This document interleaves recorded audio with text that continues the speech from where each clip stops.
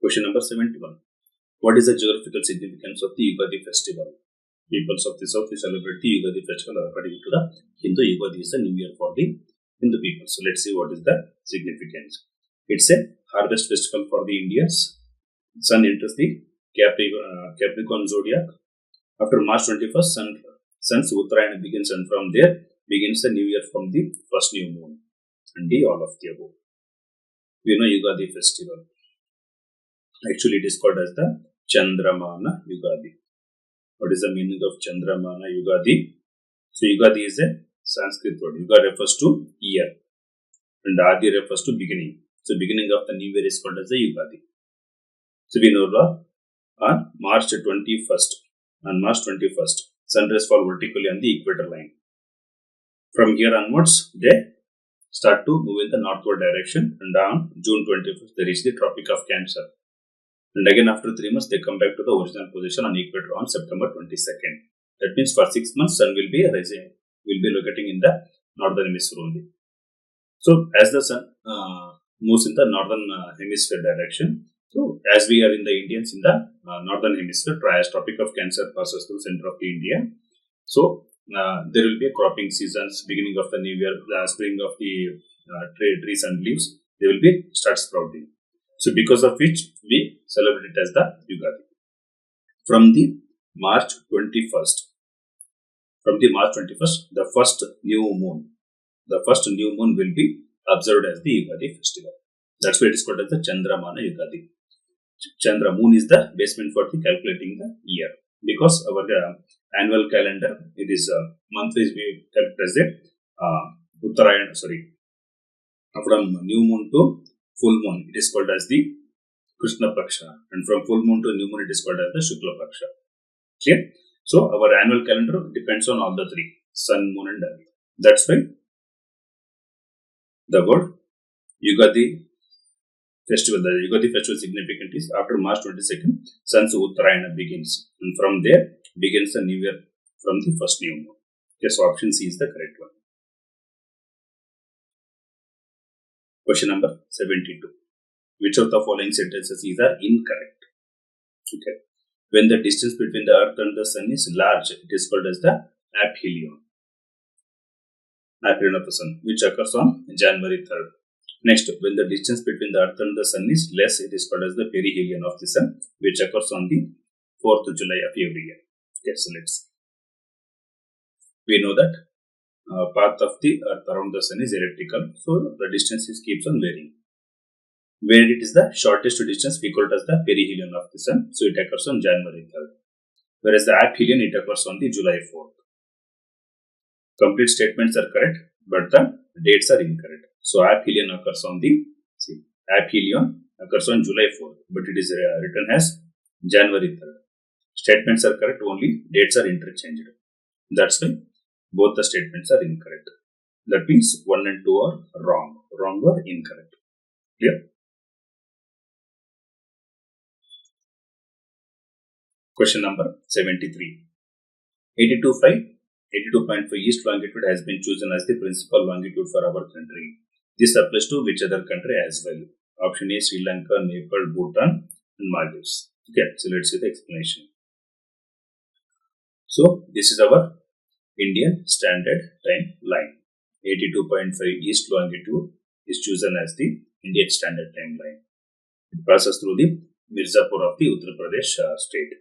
Okay, so as Sri Lanka is very closer to the 82.5 east longitude, so Sri Lanka country is also follows our Indian Standard Time. Okay, so that means one only, Sri Lanka, not other Nepal, Bhutan, Maldives. They have their own separate time zones, but Sri Lanka uses our Indian Standard Time line. Question number 74. Our Indian Standard Time is maintained by. Okay, we know that 82.5 east longitude is our Indian Standard Time, but who is maintaining that one? Option says CSIR and NPL, National Physics Laboratory, ICR, Indian Council of Agriculture Research and Indian Meteorological Department, Archaeological Survey of India and the National Physics Laboratory, and finally none of the above. So it is option A, CSIR. CSIR stands for Council for the Scientific and Industrial Research, and NPL, National Physics Laboratory. Through atomic clock, they are maintaining our Indian standard time. Clear? Question number 75. The capitals of which of the following states are located above the Tropic of Cancer? Tripura, Rajasthan, Mizoram, Jharkhand, Chhattisgarh. Okay, let's see. We know the Tropic of Cancer passes through 8 states of India. Okay, so Gujarat capital, Gandhinagar, located below this one. Rajasthan capital, Jaipur, is above this one. Madhya Pradesh capital, Bhopal, also lies below this line. Chhattisgarh capital, Raipur, also lies below this line.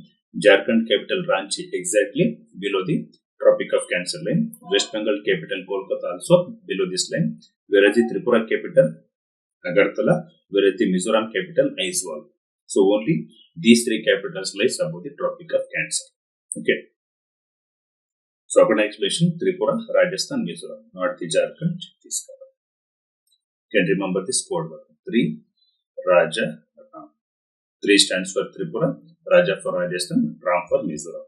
Only these 3 capitals lies above the Tropic of Cancer, rest lie below the line. So according to explanation, option C it is 1, 2 and 3 only. Question number 76. Which of the following sentences is incorrect? In the northern and the southern hemisphere, the seasons are opposite. We know this one. Okay. In winter solstice, the sunrays are on the Tropic of Cancer. It is from the perspective of the northern hemisphere we are reading this question. Okay. In summer solstice, the rays of the sun are perpendicular to the Tropic of Capricorn. Next, on spring and autumn equinox, duration of the day and night are same. Let's see. So we knew that on March 21st, sunrays fall vertically on the equator. This we call it as a spring equinox from the perspective of the northern hemisphere, whereas the peoples of the southern hemisphere, they call it as the autumn equinox. Whereas the September 22nd, we call it as the autumn equinox, whereas the peoples of the southern, they call it as the spring equinox. Because the sun starts to move southward. That's why the tree starts to bloom once again. Okay. Whereas in the winter solstice, sunrise will be vertically on the Tropic of Capricorn. Peoples of the southern hemisphere, they call it as the summer solstice, whereas for northern hemisphere peoples, it is a winter solstice. And similarly, opposite in the June 21st. For peoples of the northern hemisphere, the sunrise will be vertically on the Tropic of Cancer, so we call it as the summer solstice. Whereas vice versa in the southern hemisphere. Okay.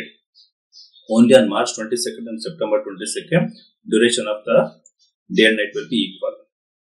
And thereafter, it keeps on varying. Okay. So according to the explanation, in the northern and the southern hemisphere, seasons are opposite. Okay, we agree. In the winter solstice, from the perspective of the northern hemisphere, sunrays fall vertically on the Tropic of Capricorn or Cancer. So called as a winter solstice in the northern hemisphere, it should fall on the Tropic of Capricorn. Okay. Next, in summer solstice, the rays of the sun are perpendicular to the Tropic of Capricorn. No, it is on the Tropic of Cancer only. On June 21st, we call it as the summer solstice. Clear? Next, on spring and autumn equinox. So March 22nd and September 22nd, duration of the day and night will be equal. Clear? So 4 statement is correct, first statement is correct. Second and 3 are incorrect. But the question is demanding incorrect statement. That means 2 and 3. Clear? Question number 77. The reason for the Earth's geoid shape. Okay. The speed of more rotation near the equator, flattening near the polar region, its path around the sun is elliptical, continuous blowing of the solar winds. Okay, let's see.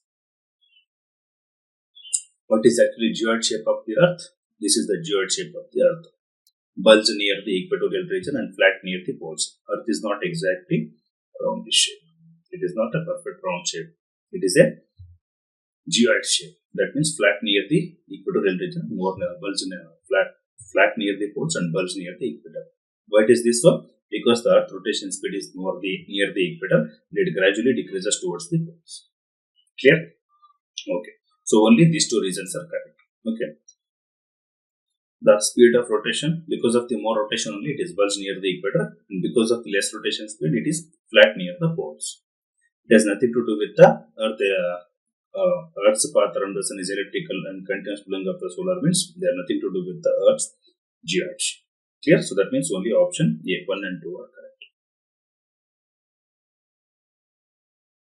Next, in which of the following planets we can see the sea of hydrogen? Okay. So option A is Mars, B Jupiter, C Uranus, and D Saturn. Let's see. So it is Jupiter. Why? Why the Jupiter has the hydrogen in its core? Because we know that it is a failed star. What is failed star? Though it was supposed to become a star, it could not. Because though it is having the good amount of hydrogen and helium, see, 75% hydrogen and 24% helium, it is the same composition just like the stars. Even the planets also have this. But why the stars are called as stars? Because they emit the self-light. Why? Because there is a nuclear fusion reaction occur at the core. That means fusion of the two hydrogen molecules and turning into helium. Because of this process, they emit the heat and light, so they have the self-light. The main reason for this nuclear fusion reaction is highest temperature. That is cross together of temperature. Stars have the highest amount of temperature at their core. So because of highest temperature only, the molecules of hydrogen they are uniting and turning into helium. But this is not possible in the planets. That's why Jupiter, though it was supposed to become a planet, star, it could not. We call it as a failed star. So because of the excess pressure, the hydrogen it is turned into liquid. That's why we call it as the hydrogen sea. It is found in the Jupiter. So option B. Clear? Question number 79. What does it mean by the midnight sun? What do you mean by midnight sun? The sun shines for the longest time in the polar regions. Okay, so quite similar. Next, observing the sun in the midnight through telescope near poles. Next, the brightest full moon or none of the above. Let's see. Why we see the midnight sun in the polar region? Okay, see. This is the Earth, so this is not exactly same. That means the Earth is tilted to 23.5 degree. Because of this Earth tilted. Okay, if the Earth is not tilted, the sun rays throughout the year fall on the equator only. That means the sun rays fall vertically throughout the year on the equatorial region. We would experience the 12 hours of daylight and equal night. But this is not the case. The Earth is tilted to 23.5 degree. That's why for 6 months, the northern hemisphere experiences the highest day length. Whereas in the southern hemisphere, it will be a day length will be very lesser. That is from March 21st to till September 21st, northern hemisphere experiences the larger day lengths and the lesser night length. Similarly, in the southern hemisphere, it will be a larger night length, whereas the day length will be lesser. On June 21st, when the sun rays fall vertically on the Tropic of Cancer line, okay, when the sun rays fall vertically on the Tropic of Cancer line, to the North Pole, the sun rays reach at a 23.5 degree angle. Because of which, from the Arctic Circle, above the Arctic Circle, we can never see the sunset. Even at the midnight also, sun appears like this. That's why it is called as the land of midnight. Norway country is called as the land of midnight. Because the Earth is tilted. Even on December 21st also, we can see the 24 hours day length in the South Pole. That we call it as the South Polar Day on December 21st. On June 21st, it is the Northern Polar Day. Okay? Okay. That means the sun, option is yes, the sun rises for the longest time in the polar regions. It is not observing the sun in the midnight through telescopes or even the bright full. So it is only option A is correct. Clear? Next, last but not least, the question number 18. Last question of this episode. The time it takes the moonlight to reach the Earth. We know what is the speed of light. It is 3 lakhs kilometers per second. Okay, so option A is 1.34 seconds, B 1.58 seconds, C 2.48 seconds, and D hardly 58 seconds. Okay, we know light travels at a speed of 3 lakhs kilometers per second. Moreover, moon doesn't have any self-light because it is a satellite. Only stars have the self-light. Because of the sunlight get reflected from the moon surface and it reaches the Earth. The distance between moon and Earth is 4 lakhs kilometers. The light will take 3 lakhs. Light will take hardly 1 second to reach 3 lakhs kilometers. To reach 1 lakh kilometer, it will take additionally micro 34 seconds. That means 1.34 seconds is the correct option. Clear? Okay. So this is the end of the 4th episode. For more updates, please do regularly watch Times Academy. Clear? Please like, share, subscribe to our channel and share the videos with your friends so that they can also utilize. For any doubts, you can contact us. For any kind of books inquiry, you can call this number also. Clear? So with this, I will end up this video. This is Tarun signing off.